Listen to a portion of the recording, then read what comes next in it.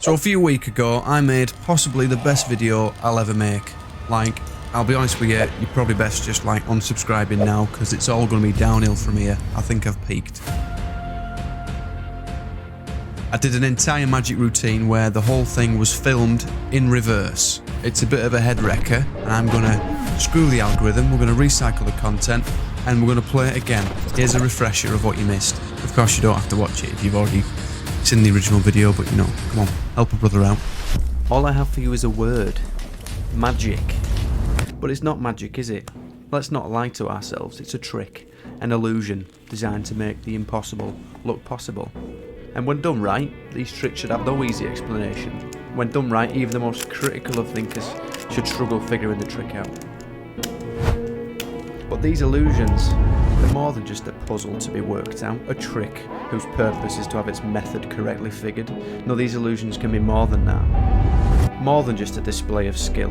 And although that's still impressive, what is more impressive is to elicit a genuine experience of wonder, a genuine experience of awe.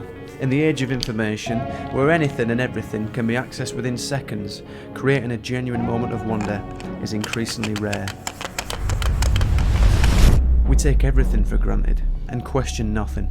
It's more important now than ever to relive that childlike sense of astonishment, to live in the moment. A moment where the spectator watching forgets their own reality and enters a new reality where the fundamental laws that define the universe no longer apply. So forget trying to figure out how this works and just live in the moment for the next couple of minutes. Enjoy experiencing unexplainable illusions. It's so easy to squash the moment of wonder by trying to rationalise what you're seeing. Too busy trying to figure out the method, you miss out on the wonder of the moment. And in most cases, revealing the method ruins that moment of wonder. But in this case, the moment of wonder is created by revealing the method.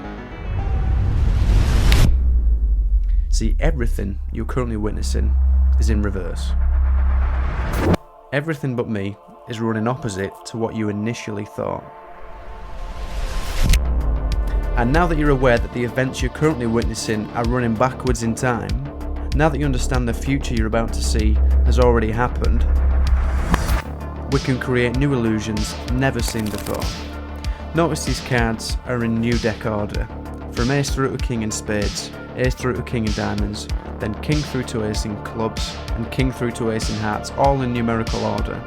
Your brain is telling you that if this is in reverse, the act of me showing you this deck of cards actually comes after what I'm about to show you.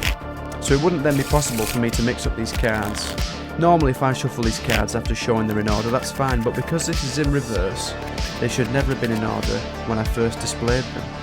And if this whole routine is running backwards in time, the illusions you've already seen are actually the wrong way around. To solve the Rubik's Cube is to unsolve the Rubik's Cube. Everything is opposite to what it should be, so the real illusion is doing these tricks in the opposite order. To levitate the coin is to drop the coin, and to drop the coin is to levitate the coin. In the same way, the act of levitating the rubber band is as simple as dropping the rubber band. So what would an illusion look like if it didn't matter which way time was running? Something like the act of stopping time. Now that is more than just a trick. That is the act of making the impossible look possible. That is one word. Magic.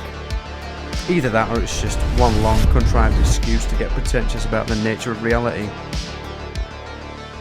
Christopher Nolan, eat your heart out. Not bad. Not bad at all, Jackie boy. So, this video is the story of how that video came about and how much effort went into the making of it. The rehearsals, the practice, making things look normal when reversed and things that weren't reversed normal, and just talking about it's doing my head in. Because it's very rare I give like a behind the scenes look into what goes into the making of the videos, and I think this is the perfect one. Probably learn a lot about me and how much of a nutter I am to even try and do this in the first place. Basically, I just spend a silly amount of time on these videos.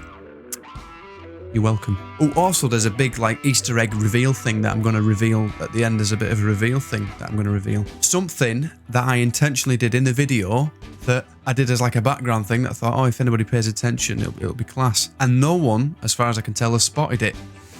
So you wait for this reveal. It's going to be good. There was even a German guy with 340,000 subscribers who did a reaction video to my video. Here, this magician will fool you twice. Incredible single take magic routine von Jack Rhodes. Ich bin sehr gespannt. And he didn't spot it. And he even reversed the video and played it in normal time as it was filmed. Oh mein Gott, den Rubik's Cube ungelöst hochzuwerfen und jetzt ist er gelöst. I'll leave a link in the description because it is quite funny and the guy's pretty entertaining, to be fair to him. Rubik's Cube, ich sehe hier Smarties. Der Rubik's Cube verwandelt sich gleich in Smarties. Die Smarties in Rubik's Cube. Die Uhr läuft gleich vorwärts und oh mein Gott! Anyway, point being, there's a reveal about the reverse video, a twist that's coming that I'm not going to reveal until the end of this video because that's how engagement works online.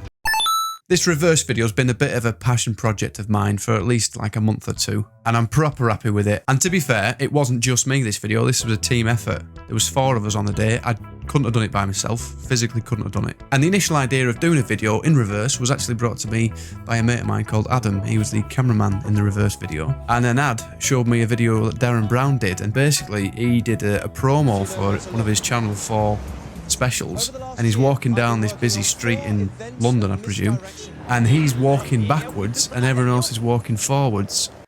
So he's in reverse and he's talking in reverse. They did it twice, and then in the second one he is then walking forwards and talking normally, and everyone else in the background is walking backwards, and it was one of the coolest things I've ever seen. So initially it was like, right, let's do something like that as a bit of a homage to old Big Darren, and I will practice walking backwards. So then from that came all these different ideas, and I was basically, we were just messing about in my back garden, trying to, that sounded better in my head. We're messing about in my back garden, trying to figure out what would be a good way of, you know, doing stuff in reverse that would work when in a city setting, because the idea of you doing stuff normally and then everyone else behind you running backwards in time, it just looks class on video. So there's all these different ideas floating about, and I practiced walking backwards and putting a jacket on and doing keepy uppies, because there's certain things that you can do in reverse that look normal when played forward. For example, doing keepy uppies. And I thought, rather than film this in a city where there's so many variables that could go wrong, this needs to be done, if it's going to be a standalone video, in a controlled environment, basically in a studio inside, where I can control everything and make sure it's right. So then I kind of had the idea of, well, this actually could be a whole routine itself in reverse. A magic routine that only works on video.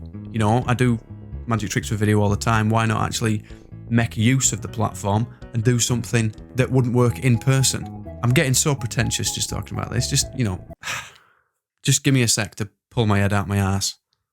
Anyway, right. Magic routine in reverse. Now I knew I wanted the first half. I didn't want it to be obvious that it was in reverse. I wanted that to be the big reveal. So I wanted basically 2 halves of the video. The first half, the audience doesn't know that the video's in reverse. And then the second half, you reveal that the entire thing is filmed in reverse. And then you can play with that and do tricks that don't work when reversed. Basically, I had this vision in my head where halfway through the video, there'd be this awesome reveal where the sand timer would start going up. So I was doing all this stuff where I was practicing clicking backwards. So I'd do that, and then the sand timer would go up, and it looked class. Instantly I knew, if this video's done right, it's going to be the coolest thing I've ever done, or ever seen, or ever been part of. Just, I mean, you know, cool, relative. It's still a magic trick, innit? It's not cool. So initially, you know, I was trying to find tricks that would work for the first half in reverse and not give the game away that it is in reverse, if that makes sense. God, I feel sorry if you try to follow this, Jesus Christ. And a lot of the inspiration for this came from the film Tenet. How would you like to die? Old. You chose the wrong profession.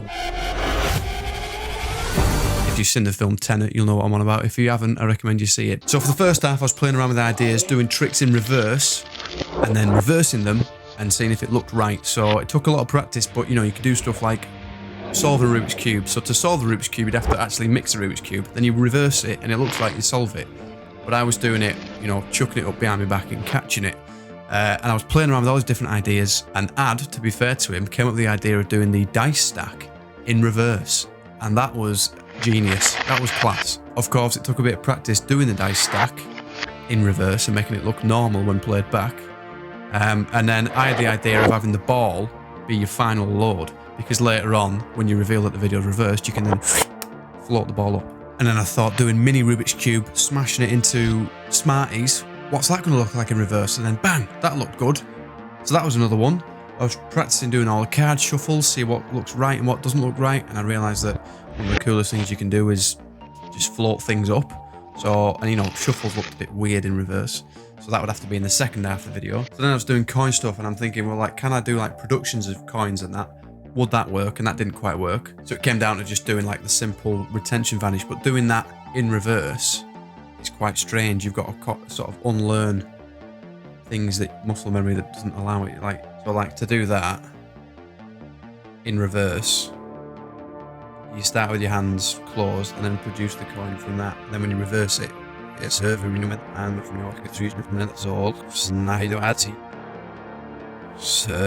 just weird. It's just weird thinking about this stuff. And even like doing the Rubik's Cube, I realised there's a subtlety you can do with it where you almost chuck it twice. And the way you catch it when you reverse it, if you do it right, it doesn't give it away, and it's added subtlety that it's forwards. And basically, if I just chuck that up like that and reverse it, it looks strange doing it. It's like the cube almost has the energy to jump up itself. Whereas if you chuck it up and then catch it and allow it to fall a bit, it will off. That looks more realistic when it's reversed, because it's like you're giving it the momentum. All these weird things that you wouldn't think about, and then you come to film it and reverse it, and you go, oh, that looks odd. What can I do to change that? All these things all came together. Weeks and weeks of practicing. Just something's not right up there, is it? Let's be honest. But I knew that the final trick, it had to be the rubber band dropping mid-air. Because, I mean, even when you play that forwards in time, when you just do it normally, that's like one of the best tricks ever. It's incredible. But that in reverse, just an absolute head wrecker. So I knew that had to be right at the end. So when I filmed it, that had to be one of the first things I did. And then as an added layer of head wreckery, I thought, what if you started by levitating the rubber band up? So that would actually mean when you watch the video back, it just looks like you dropped the rubber band. All these things that maybe you picked up on, maybe you didn't, that I thought, you know, if I'm going to do it right. And just layer it with all these things that on the surface look normal, and then the more you think about it, the less it makes sense. So at this point, I've now got the routine made. It's done. It's just a case of practicing and rehearsing, and I did a full rehearsal with Ad, the cameraman, because we had to get the timings right with him coming in for close-ups, which he then had to work out, like in reverse, what's going to look good. So we did a full dress rehearsal in my kitchen, where I did the full routine, split it into 2 halves, and then he filmed it, and then that way when we went to the studio at a mate's house that would set up, it would all go swimmingly, he says. I think the only difference between that rehearsal and the final thing was I dropped a pen, because I thought it would look cool in reverse if you floated up a pen and then immediately spun it. But I got rid of that because I wanted everything that was on the table to have a reason, so I'd use it in both the first and the second half of the routine, and the pen just didn't cut it. It didn't have another reason apart from doing that cool spin of the pen. My head's going, can you tell? So then came the day of the filming. All the preparation was about to pay off, hopefully. So I went round to my mate's house, Paul, who was also a magician, who, if you've been following this channel a while, you'll know that I did gigs as Lake's Wedding Magicians with Paul and Stan, and Paul and Stan were both there. We went to Paul's house and we decked out his living room as a studio, because I wanted this thing to look cinematic. I wanted a smoke machine, I wanted the lights, I wanted it to, you know, really pay off the work that's gone into it. That's why we had the gimbal, I wanted it to look good. So then we had to film it, and I'm not exaggerating, it took an entire afternoon, at least 20 takes, with a couple of breaks in between because I was just losing the will to live. It was a long time to get it right. There was so much going on. There was me doing my bit, you know, just the magic wise, and then Adam was filming it. Paul was doing bits in between where he would turn the sand timer and he would bring in a stack of dice. This was all stuff you wouldn't notice on the camera because it was happened off camera. And then he did the one thing that I'm still to reveal, so wait for that. Alan Stick doesn't use a lot of battery. This is behind the scenes of Jack's YouTube channel, and this is behind the scenes suffocating with smoke. Take 350. But finally we got to a take where it worked. We did it. Buzzing. That's it. Hey! Then obviously the music, you know, colour grading, editing, the narration, all that bollocks. And you finally got the video, which you've seen yourself. And that's the story of how it was put together. So, what's the reveal? So just to give you an idea of what you're looking at, on the left is the third person view that Stan filmed. So this is the final take of the video you saw at the start. And then on the bottom right is the video itself but reversed. So actually how it was filmed. And then of course on the top left is my daft mug talking you through it all. We're going to start off with floating a rubber band up and then dropping it mid-air. Paul is wondering why the smoke machine's not working. Oh, there we go. So he's trying to disperse the smoke. Now when you watched it in reverse, the smoke actually sort of, it's weird, the smoke gathers from a cloud into like a tiny spurt, which gives it away a little bit, but that was only towards the end of the video, that was a problem. And by that point, the audience knew it was in reverse. So I'm now going to float the coin up and then drop it, which when reversed, the coin floats up and then is dropped again.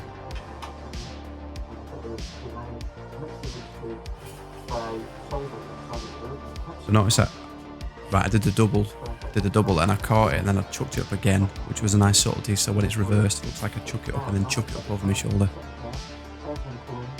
So watch this now, Paul comes in, Ad goes in for a close-up and Paul turns the timer upside down so it starts it. So from now on, I've got to do this whole bit of the routine to a certain time so that when I do my reverse click, sorry. Right, now watch this. This is the reveal. Look what's happening here.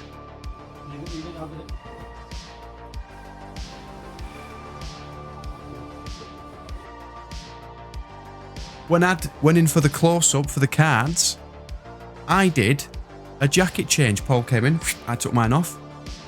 I went from a grey jacket to a blue jacket. Just as a background thing. I don't think anyone picked up on it. Here's the clip of the video. Notice these cards are in new deck order.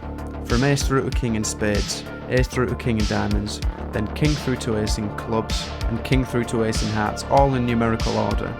Your brain is telling you that if this is in reverse, the act of me showing you this deck of cards actually comes after what I'm about to show you. Granted, it's subtle, and the lighting is very subtle, but it's a different jacket. And that was the bit that kept cocking up. That was the bit that had to be perfect. I had to do that in exactly the right time that Ad did the close-up pan of the cards. And no one picked up on it, which is great in some ways. And then it's like, well, what was the point in doing all that? That was like one of the hardest bits to do. Let me watch that back again. Because I actually... There's a light behind me. I knocked the light over. Listen to Paul. This is nice how you spread the cards like this, and that's a decent spread there. That's good. Leave it, I'll do it. I just did it. Jacket's on, it's got to be smooth. Pull the sleeves out, and he zooms back out, and that's it. Honestly, that was the reason why it took so many takes to do. It was a pain in the ass. Drop the cards, obviously when you reverse that, it's class. So he gets close in the Rubik's Cube. Changes into the Smarties.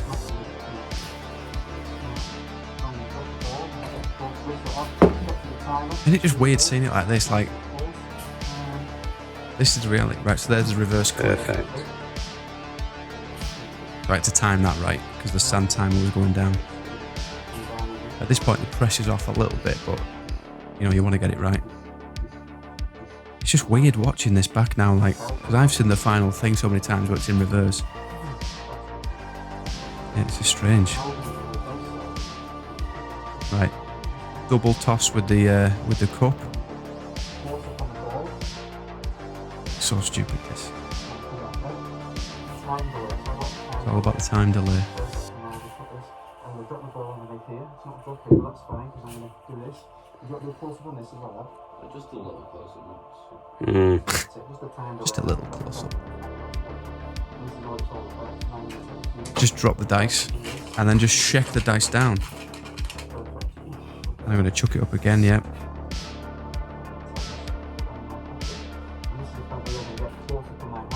So this is now the reverse of the coin, so producing a coin from an open hand, which reverse looks like the vanish. And then drop it behind the table.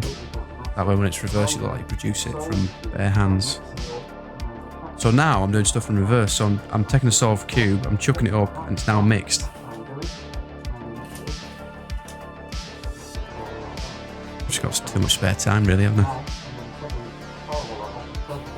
And it ends with the flames coming out of the wallet. Paul's trying to disperse the smoke. I'm so... That's the thumbnail. Get that right. Yes, boys. That's the tape. That's it. That's it. Hey! The relief. Fuck's sake. Yeah, for fuck's sake. The relief there. Oh, it was funny. 5 minutes after we filmed that take, that was the final one, the smoke alarm went off in Paul's house. Brilliant. I don't know how it didn't go off before that. So there you go. But let us know if the jacket change, if you did spot it and you just didn't want to say and spoil it for everyone else. Because I don't think anyone picked up on that. But yeah, that gives you an idea of just how much time and effort goes into a routine like that. Like, that's the worrying thing. Imagine if I'd spent that time doing something like genuinely helpful, something that will like impact the world in a positive way rather than a garbage YouTube video that just doesn't mean anything. Something like a charitable donation of time that would help people out rather than just me dicking about in my spare room for 6 weeks, dropping a rubber band and reversing it, pretending I've got magical powers. Madness. Well, there we go. That's it. That's the video. I hope you enjoyed it. If you've watched the whole thing and you've come up to it, top marks. Appreciate it. Thanks for sticking with it. And obviously, if you've watched it up to now and you haven't subscribed, get on it. I do a lot of stuff like this, mainly comedy stuff, but you know, we'll work it out. I'll see you in another video.